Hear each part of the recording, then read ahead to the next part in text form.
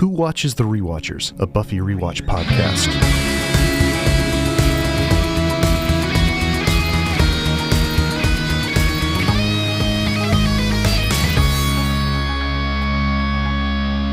Hello, my friends. Welcome to Who Watches the Rewatchers, the podcast that explores Buffy the Vampire Slayer. Rewatching it with me is my good buddy Alan Barnes. Hey, Alan, how you doing?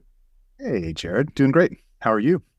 Well, I'm doing well. What's your interest in Buffy? What got you into it, and what do you want to talk about? I am I'm a multidisciplinary creative professional. I got into Buffy specifically because I saw this episode when I was about, I don't know, I must have been in my mid-20s somewhere, called Hush. And it was probably the first episode that I watched of Buffy all the way through. And I was completely blown away by the storytelling, by the concepts. And as a result, I got hooked completely. And the more I learned about Buffy and how Buffy was created, the more it inspired me to want to push myself to become a better media creator. And that's really where I came from in terms of my interest in Buffy.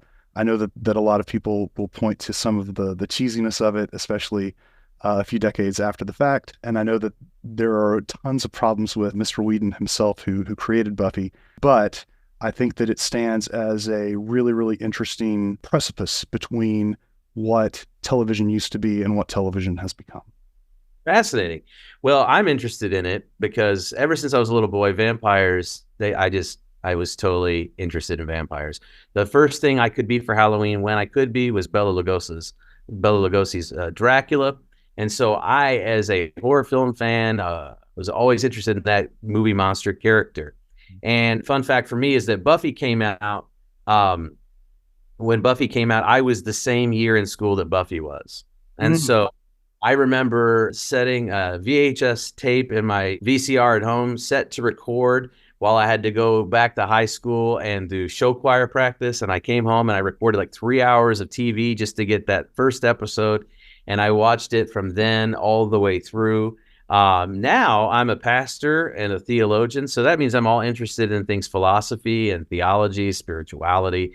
And I have been analyzing Buffy from the point of view of the big ideas for years. I've written on it, and yes, there are problems with Joss Whedon, and we do not condone any of his allegations or any of that stuff. I think that we just get that out of the way. But what we do know is that he had a way of telling stories and utilizing themes and symbols, and quite frankly, sometimes mashing together from different systems and traditions. I find all that fascinating.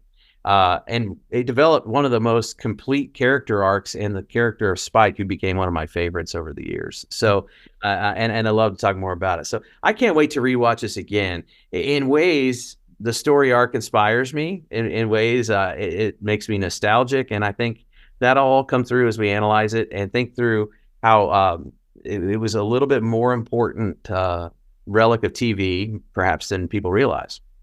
You know, it's constantly landing on those top 100 television series of all time lists, and I think there's a reason for that. Absolutely. And your episode that you mentioned, Hush, is a landmark episode. I mean, you got in on the good one. So early on, I mean, it definitely deals with in campiness, right, because of the budget. In fact, some people are still thinking Buffy the Vampire Slayer is a cheesy movie that had Pee Wee Herman in it.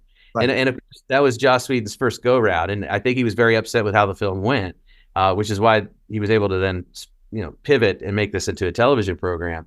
But he was still dealing with low budget and basically a studio system that at the time, I mean, he used what he had, which was, I mean, the early graphics were, I mean, they're circa 1996, 97, right? But also not the best of that day.